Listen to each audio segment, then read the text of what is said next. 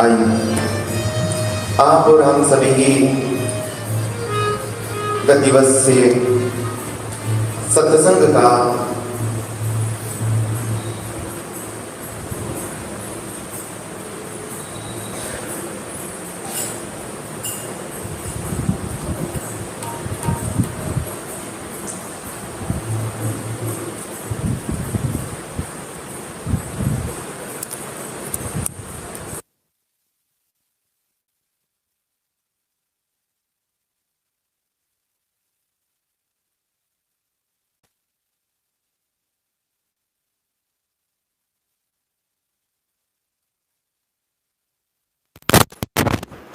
महाप्रभु रामचरण जी महाराज ने जो अपने अनुभव के आधार पर जीवन को सफल बनाने के लिए ज्ञान भक्ति वैराग्य को जीवन में प्रतिपादित करने के लिए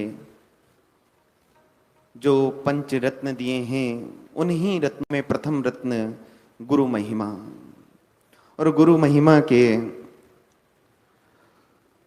हम छठी चौपाई का अनुसरण कर रहे थे कि सतगुरु साच शील पिछड़ाया, काम क्रोध मद लोभ गुमाया। महाप्रभु रामचरण जी महाराज ने अपनी वाणी में फरमाया कि सतगुरु साच शील पिछड़ाया। कौन है सतगुरु? सत्य अर्थात जो सत्यता का मार्ग प्रतिपादित करे। गुरु अर्थात जो ज्ञान प्राप्त करवाए, एक सत्य का जो ज्ञान, एक बोध हमें करवाए, ऐसे सतगुरु जब जीवन में आए तो सतगुरु साच शील पिछड़ाया, अर्थात जो संसार में असार तत्व हैं उनसे परे रहते हुए, उनसे दूर रखकर हमें एक ज्ञान का पान करवाया, ज्ञान को प्राप्त करवाया। सतगुरु साच शील पिछड़ाया और काम क्रोध मद लोभ गुमाया। कहा है कि पहले तो सतगुरु हमारे जीवन में आए और जीवन में आने के पश्चात हमें ज्ञान प्राप्त करवाया। ध्यान देना, प्रत्येक व्यक्ति को एक ही बार में ज्ञान प्राप्त नहीं होता, वह निरंतर अभ्यास करता है। करत करत अभ्यास के जड़मति होत सुजान, रसरी आवत जात है शिल पर परत निशान। जो निरंतर अभ्यास करता है, आपने तालाब के ऊपर जमी हुई काई देखी होगी, कांजी जिसे हम कहते हैं, उस कांजी को अपन एक बार हटाएंगे तो पुनः उसकी परत जम जाएगी। लेकिन अगर निरंतर प्रयास किया जाए, निरंतर प्रयास करने के पश्चात वह कांजी जल की परत से समाप्त हो जाती है। ऐसे ही निरंतर हम सद्गुरु का संग करते हैं, संतों का संग करते हैं, तो जो अज्ञान की परत हमारे मन मस्तिष्क पर जो पड़ी हुई है वह धीरे धीरे हट जाती है। इसलिए कहा है सद्गुरु साच शील पिछड़ाया। अब अज्ञान की परत क्या? वह अज्ञान की परत है संसार, जो संसार रूपी तत्व है। ये मेरी माँ, ये मेरा पिता, ये मेरा भाई, ये मेरा बंधु, ये सखा, ये जितने भी संबंध है, ये सब संबंध इस संसार तक ही है। लेकिन इसके पश्चात हमें अकेला ही सफर करना है, अकेले ही आगे जाना है। इसलिए महाप्रभु कहते हैं कि तुम्हारा भजन तुम्हारे ही काम आएगा, दूसरे व्यक्ति के काम नहीं आएगा। स्वयं को भूख लगी है तो स्वयं को प्रसाद पाना पड़ेगा। हम कहें कि हमें भूख लगी है और पड़ोसी तू प्रसाद पा ले, तो ऐसा नहीं होगा। स्वयं के जीवन को अगर उस परमात्मा के चरणों में विलय करना है तो स्वयं को ही पान करना पड़ेगा। इसलिए कहा है सद्गुरु साच शील पिछड़ाया। महाप्रभु रामचरण जी महाराज कहते हैं कि जब मैं गुरु के सानिध्य में गया तो सर्वप्रथम उन्होंने शिक्षा के रूप में बताया कि ये संसार असार है, सार नहीं। जब इस संसार से धीरे धीरे आप परे रहोगे, दूर रहोगे, तभी ही आप उस मार्मिक पद को, धार्मिक पद को, भक्ति मार्ग को आप अपना सकते हो, अन्यथा नहीं। और जब ये इस मार्ग को हम अपनाते हैं तब क्या होता है? सद्गुरु साच शील पिछड़ाया, तत्पश्चात काम क्रोध मद लोभ गुमाया। जब व्यक्ति के भीतर धीरे धीरे भजनामृत का स्तर बढ़ने लगता है तो काम, क्रोध, लोभ, मोह, मद, मत्सर ये जितने भी तत्व हैं सब निष्क्रिय के समान हो जाते, सब समाप्त हो जाते हैं। क्रोध आता है लेकिन उस समय वो अपने गुरु का स्मरण कर ले, गुरु नाम का स्मरण कर ले तो वह सब समाप्त की ओर हो जाता है। काम, क्रोध, मद, लोभ गुमाया, गुरु कृपा संतोष ही आया। ध्यान देना, ये शब्द कहा है कि जो गुरु के सानिध्य में रहे, संतों के सानिध्य में रहे, उसके जीवन में संतोष रूपी धन विद्यमान रहता है। और संतोष जिसके जीवन में है उसको सब धन दूरी के समान दिखता है। गोधन, गजधन, बाज धन और रतन धन खान, जब आवे संतोष धन सब धन दूरी समान। जिसके जीवन में संतोष रूपी धन है उसे सब धन दूरी के समान दिखाई देता है, सब धन निष्क्रिय के समान, कि ये कोई धन हमारे जीवन में काम नहीं आएगा। काहे गुरु कृपा संतोष ही आया और तृष्णा ताप मिटिया सुख पाया।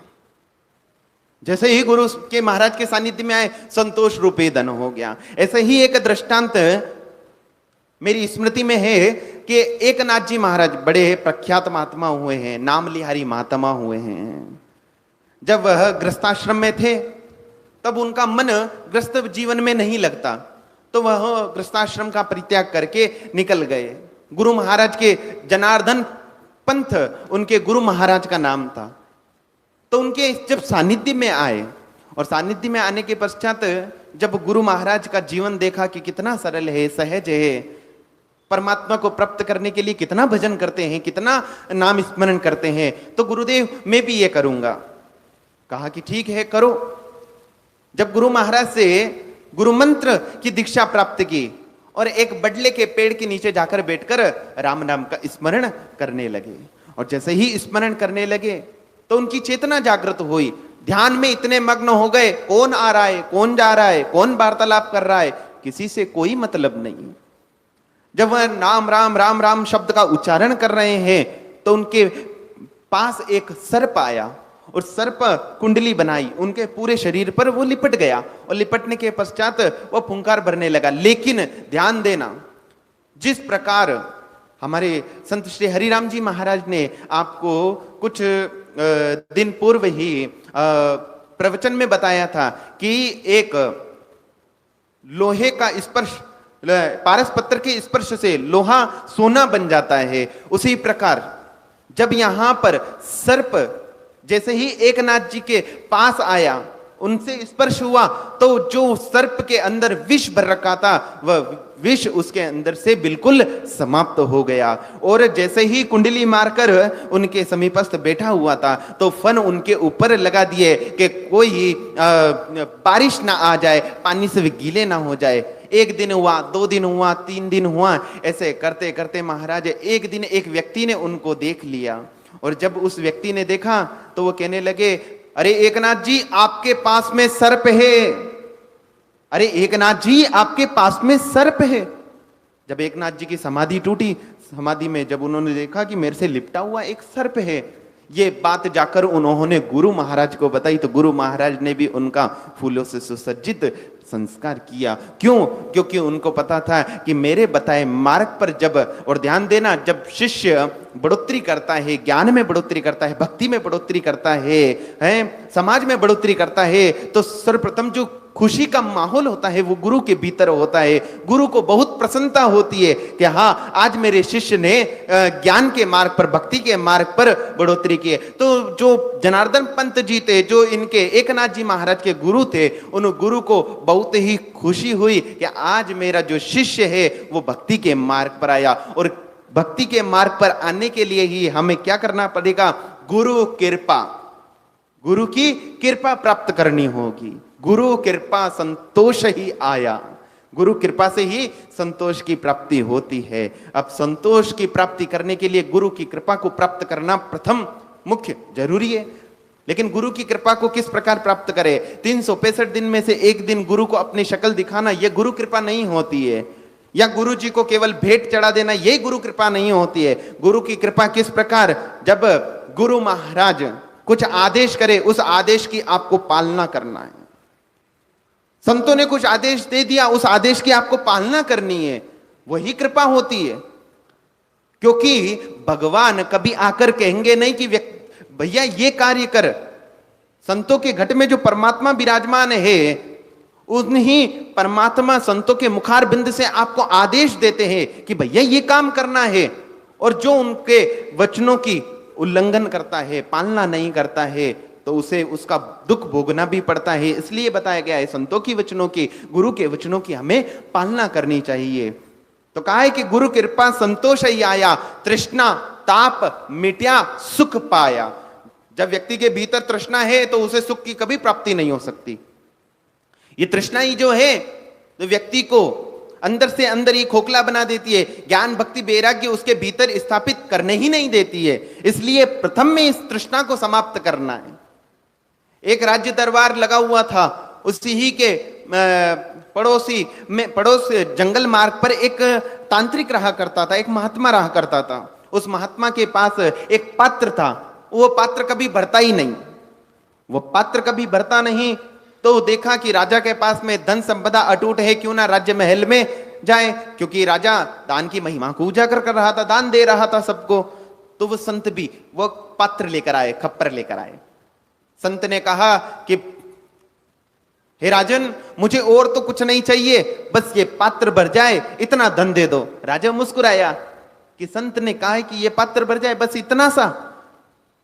अब राजन के जो सैनिक थे, सेनापति थे, मंत्रीगण थे, उनको आदेश दिया कि जाओ संत का खप्पर भर दो।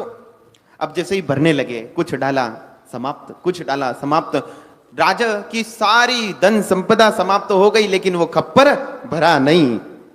वो खप्पर क्यों नहीं भरा? जब राजन ने पूछा है, हे साधु, हे महात्मा, ये खप्पर क्यों नहीं भरा?